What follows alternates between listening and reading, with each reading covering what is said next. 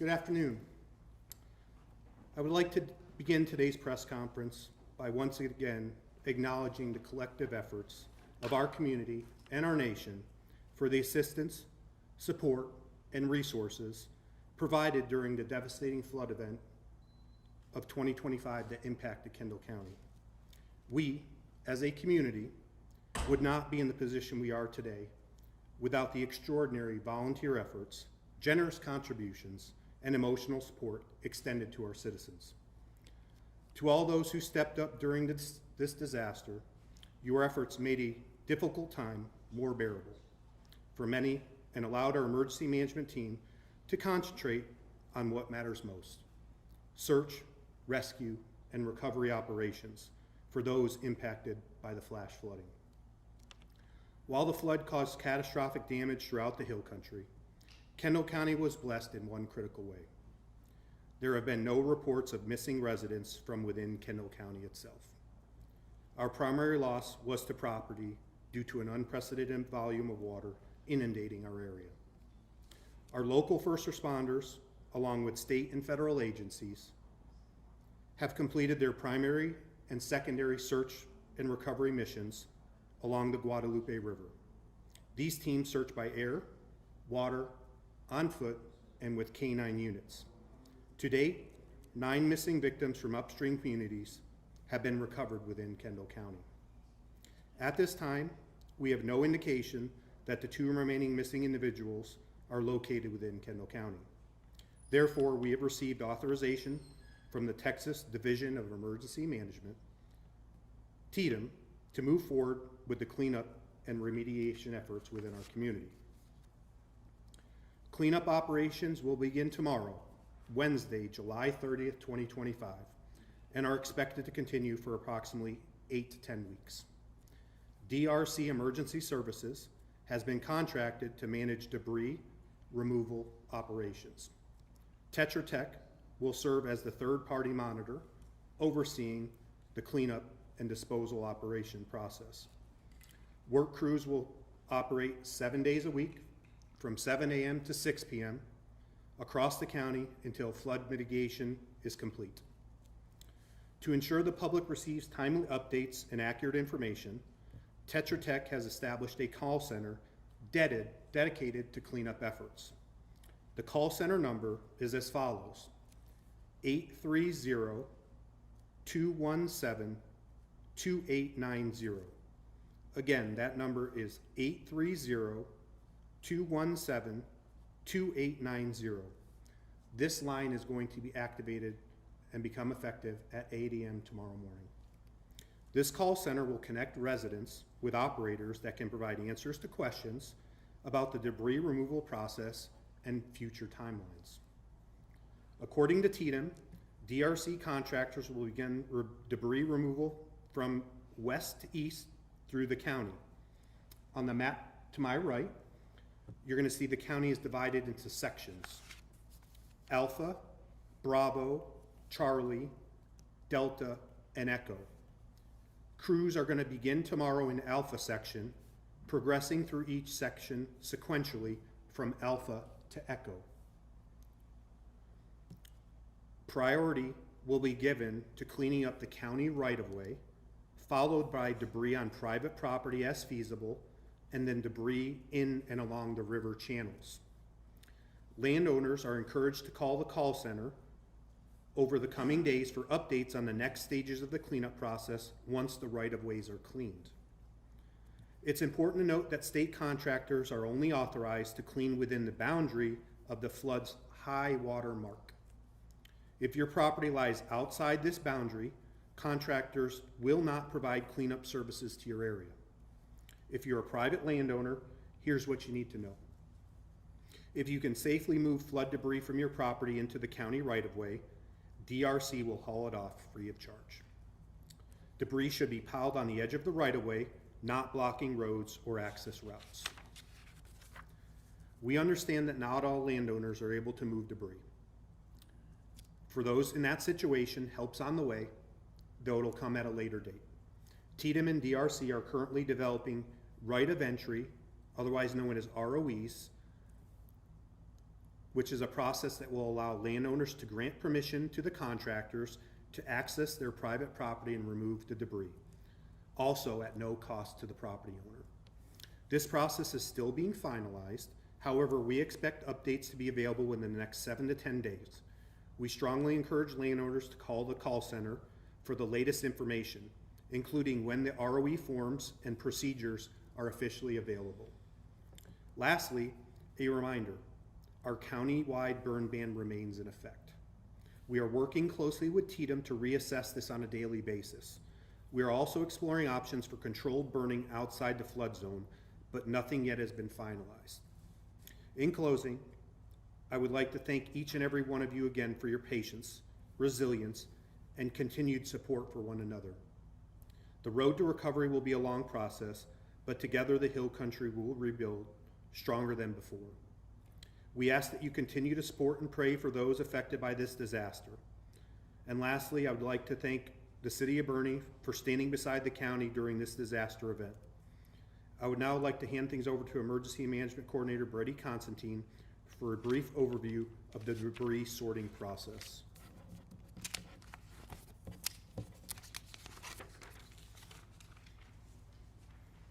Thank you, Judge. I'm gonna hit some highlights on what this process looks like. I would ask that everybody remain patient with us. We are working closely with the state, our local partners, our state partners to work through the different phases as this process moves along, okay? So I wanna thank everybody for their patience. Again, to reiterate what the judge spoke on, the county-wide burn ban does remain in effect at this time. It's gonna be reevaluated on a daily basis, but we are a very rural community. Working through this process, we have to lift the burn ban tactfully. And what that looks like here in the community is why we're reevaluating on a daily basis. So please be patient with us in that aspect. Just as the judge stated, the debris should be stacked and separated into the following categories. Electronics, televisions, computers, stereos, stuff of that nature. Large appliances, refrigerators, washers, dryers, air conditioners. Hazardous waste, oil, battery, pesticides, paint, cleaning supplies. And then vegetative debris, such as tree limbs, branches, logs, and plants. Also separate from construction debris, building materials, drywall, lumber, carpet, and furniture. It's imperative that we separate these piles as much as we can. The more that can be done on the property owner will help the process move a lot quicker. If you are unable to complete this, get it out to the right-of-way. That is the key to this, is that we get these materials and these piles out to the right-of-way, so the state, in partnership with the state, we can get them picked up and cleaned up. Another thing is household trash. So household trash is not part of the pickup process. If it's your bagged, normal kitchen household trash, that still needs to follow your normal trash pickup process. Again, with debris being placed in the right-of-way for easier pickup, please keep in mind it does not need to be blocking access to the street. Don't block any fire hydrants. It needs to be in the right-of-way, not in the roadway itself.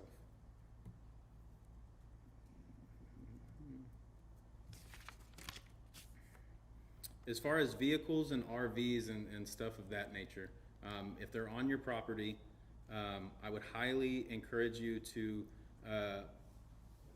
follow the right of entry process that is going to be coming out. We're still working through the logistics on that. You can call the call center. I would encourage that to get information on them as that is rolling out. But vehicles, as of right now, it'll be on the property owner to take care of a vehicle being removed that is on private property. However, if you follow the process of the call center and the right of entry, the state will take care of that for you. So I would highly encourage to follow what we're outlining, so the state can step in and do what they have asked to partner with us on. Scams. There, unfortunately, there are several scams that come with any tragedy, an event like this. And we have seen several that have started here in our community. I would encourage you to double check any charity that you're donating to, or if you believe that you're being scammed or something just doesn't feel right, contact your local law enforcement and see if you can verify that before you take action to try to get ahead of some of the scams. Again, one more time, for anyone seeking information, you can call the Debris Call Center. That number will be live starting at 8 a.m. tomorrow morning. Again, that number is 830-217-2890. You can also visit the Kendall County website. That's kendallcountytx.gov. You can also continue to follow the Kendall County Office of Emergency Management and Fire Marshal's Facebook page. Judge, that's all I've got. At this time, we're able to take a few questions. Let's start with Jeff, Bernie Starr. As far as the 9 individuals found, has there been a push pin area found in northern Kendall County, southern Kendall County? Do we know? And is there an age factor? Are those something that was taken care of along the way, or is that something that was left to Kerr County? Well, at this point, we've not completed our after-action report yet, so we have not gotten into certain details. So at this time, we're not going to get into the fine details of the body locations and whatnot. Right now, we're really focusing on the mitigation and cleanup effort. So if we can kind of focus our questions on that, we're happy to answer as many as we can on that topic. But at a future date, once we've done our after-action review, we're happy to get into those details with you. Yes, ma'am. Where's the trash going to be stored until, or again, options are explored, or it can be early processed?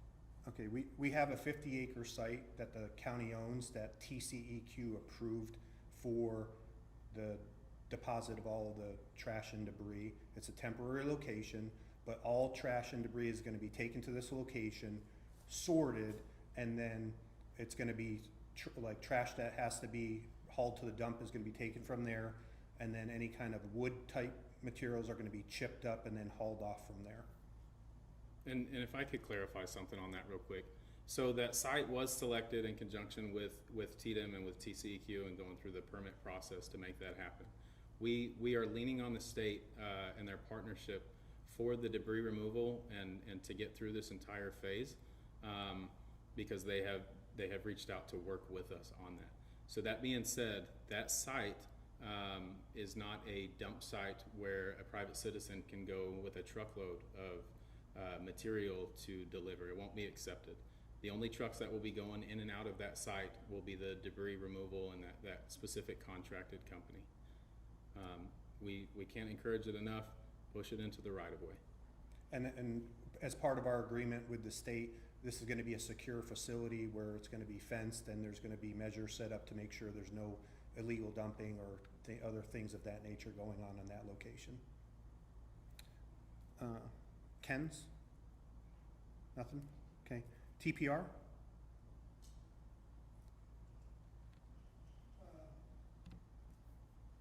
Had a question.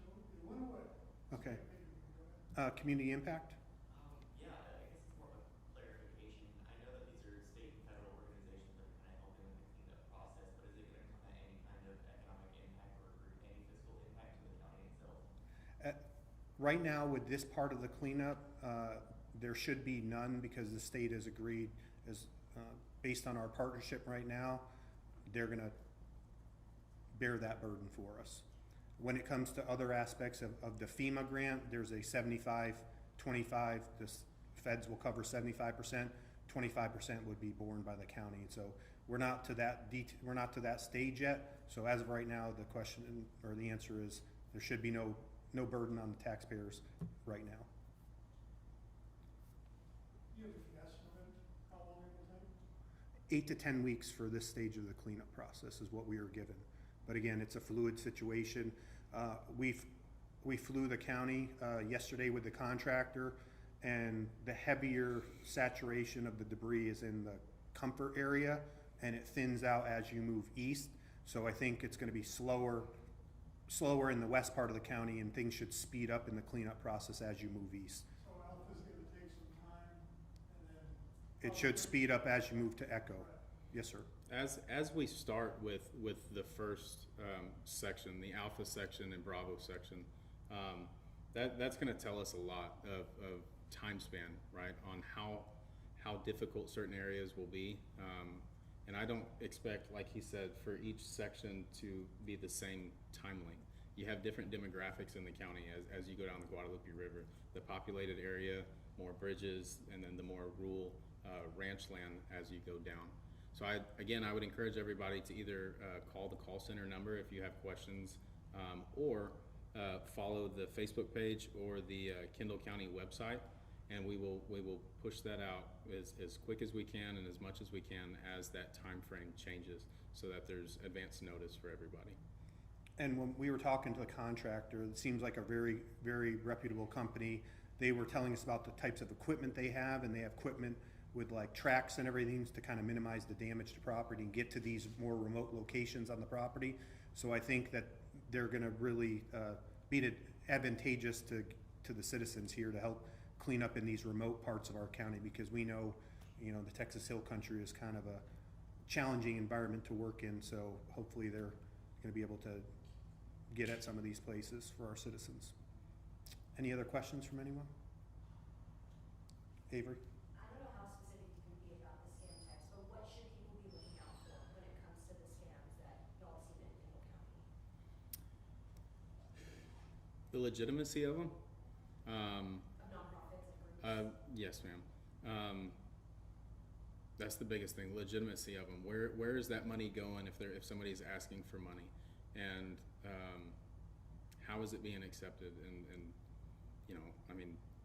credit cards, and who are you giving those numbers to, or that personal information?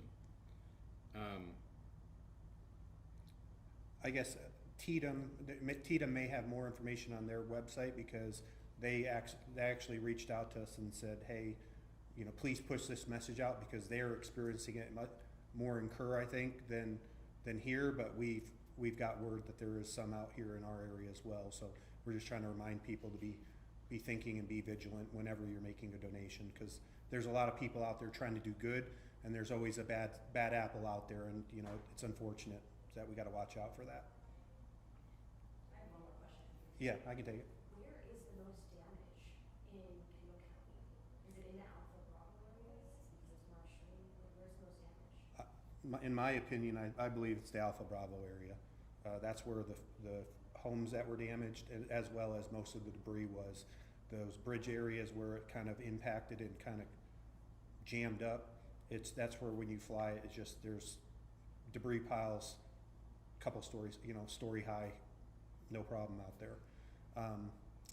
So the Guadalupe River is wider as you go west of Kendall County, and it starts to narrow down geographically.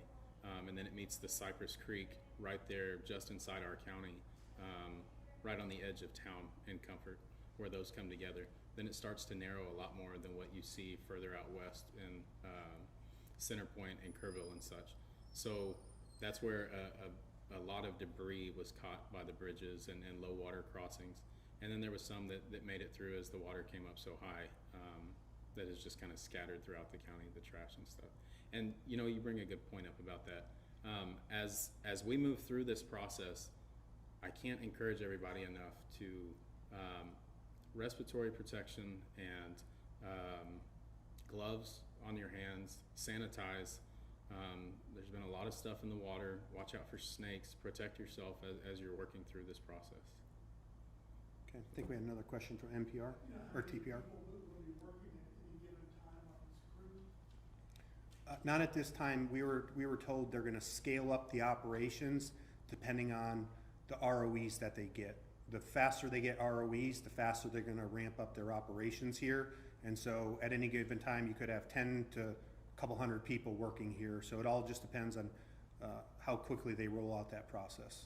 So I encourage our citizens, if you want your property cleaned, start calling that 1-800 number, get on a list and let them know that you want to give access to your property, because the sooner they can map it out and start plotting, the sooner we can get our county cleaned up. Okay, so with that, we appreciate all you coming out, and we'll again, the 1-800 numbers, or the 830 number, the call center line is gonna be your main avenue for updates, as well as our emergency management website and Facebook page. So with that, we thank you for your time.